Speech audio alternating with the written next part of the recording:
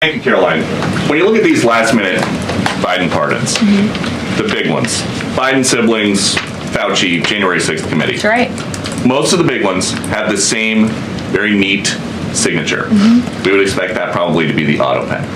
There is one that looks different. It looks authentic. In fact, if you look at the last name, it almost looks like the president was having a hard time spelling his last name there.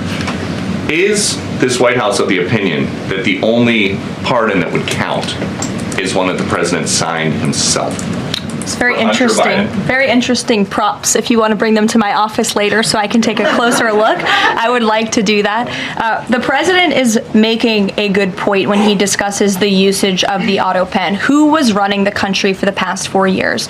Perhaps those documents were signed with the auto pen, something that this, I believe the Department of Justice is looking into. As you saw, Ed Martin made an announcement at the Department of Justice this morning to launch an investigation because the American people deserve answers. About the time that Elon Musk publicly attacked Donald Trump in his One Big Beautiful Bill, Trump Press Secretary Carolyn Leavitt was hosting her latest disastrous White House press briefing in which she was confronted by reporters on a number of issues, including Trump's failure to deliver on his trade deal promises.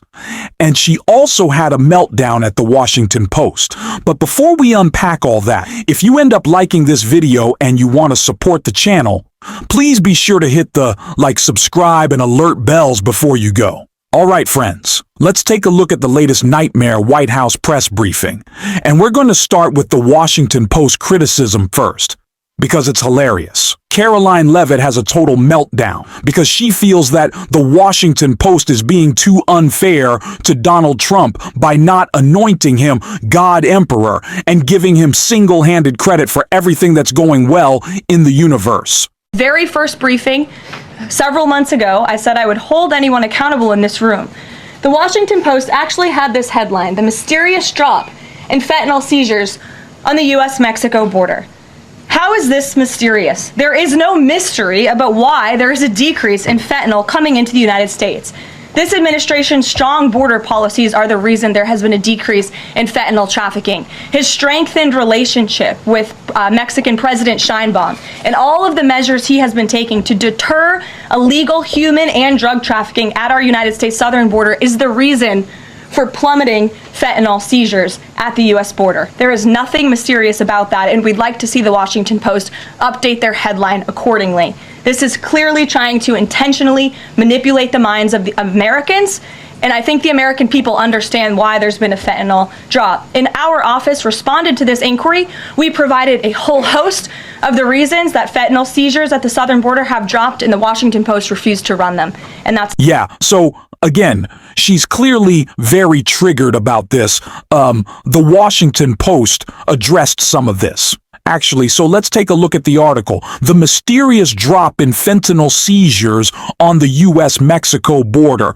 The reasons behind the decrease of fentanyl seizures in the U.S. and along the U.S.-Mexico border are complex after years of confiscating rising amounts of fentanyl, the opioid that has fueled the most lethal drug epidemic in American history.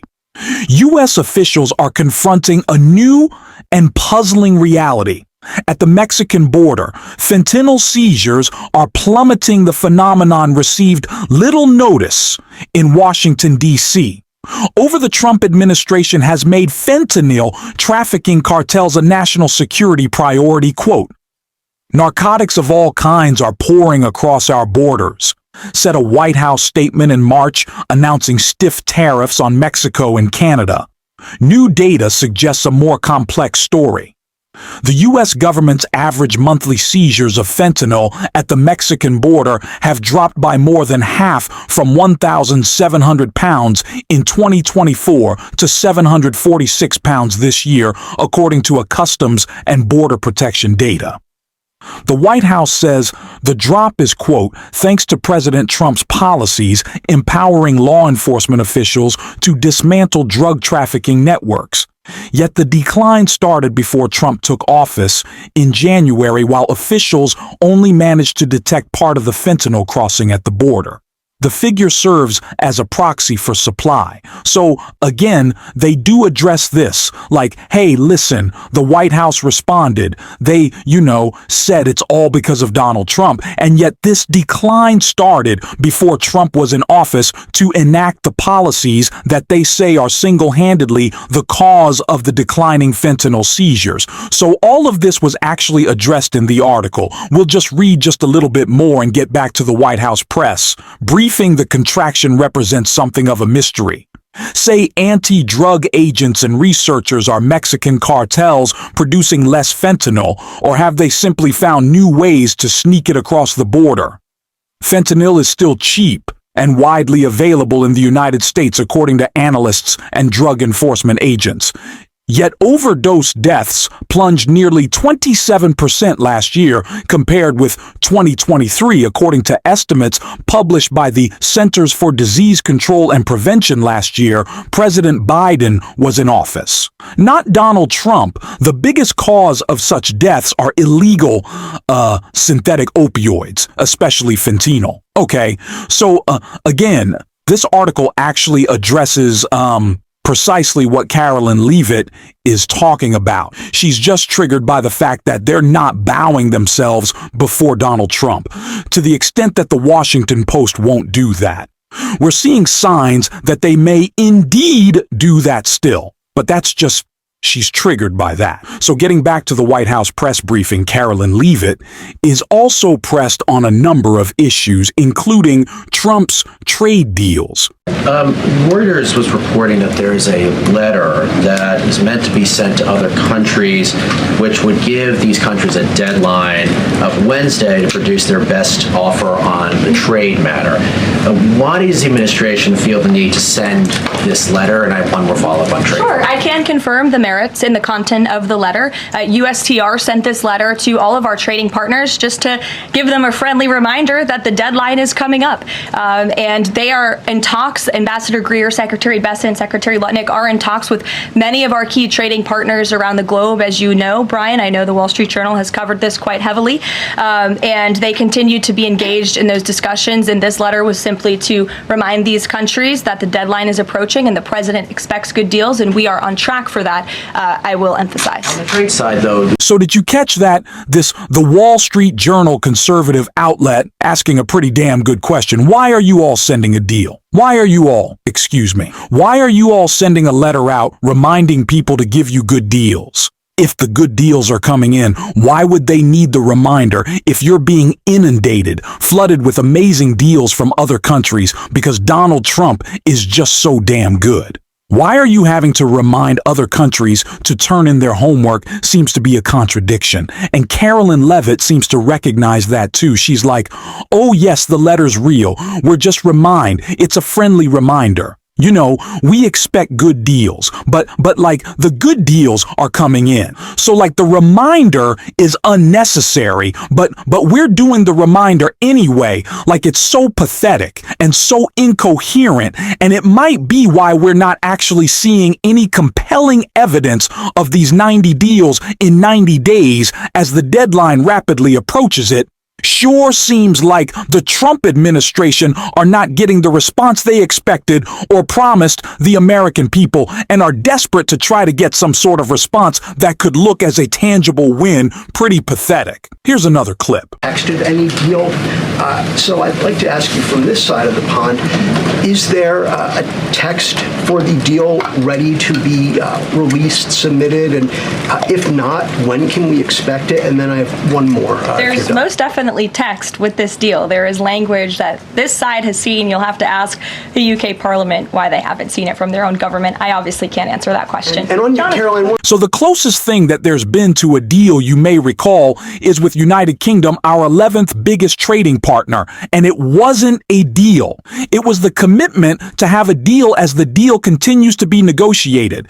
And the reporter's asking, why has there been no actual text of the deal? It's a good question, could be, because there is no actual deal at this point in time. Here's another clip. Of our trading partners. We should still expect this flurry of deals in the next 36 days, and the plan is still for those full tariffs to go back into effect on July 9th. The plan is for the announcement of these deals to be made very, very soon, yes. Sure. Thank you, Caroline. It's always very, very soon. It's so soon, in fact, that they're having to send letters reminding other countries to make the deals. Send us the deals. The deals that are coming right now, unprompted. Because Donald Trump is so damn good. We have to remind you to do that thing that you're already doing. That we can announce very soon. She said a long time ago and continues to say it's so transparently pathetic. Here's another clip. Thank you, Caroline. When you look at these last-minute Biden pardons, the big ones, Biden siblings, Fauci, January 6th committee. That's right. Most of the big ones have the same very neat signature. We would expect that probably to be the auto pen. There is one that looks different. It looks authentic. In fact, if you look at the last name, it almost looks like the president was having a hard time spelling his last name there.